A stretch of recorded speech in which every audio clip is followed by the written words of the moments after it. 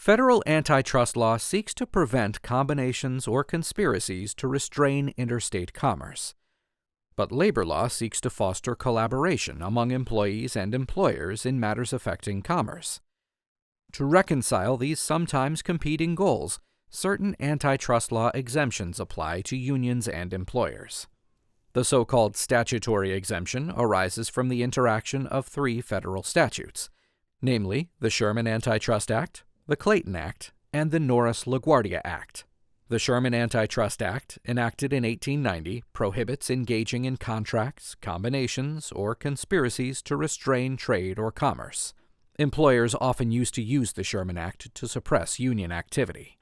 Consequently, the Clayton Act of 1914 prohibits injunctions against specified forms of labor activity, such as work stoppages, peaceful picketing, and boycotts against employers involved in labor disputes.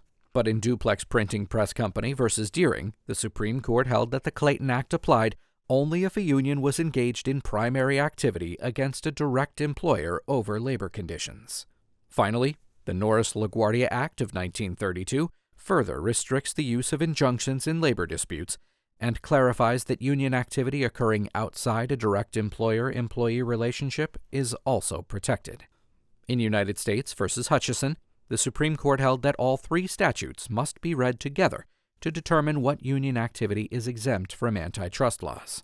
The result is the statutory exemption, under which antitrust law doesn't apply if a union acts peacefully in its own self-interest and doesn't combine with other non-union parties.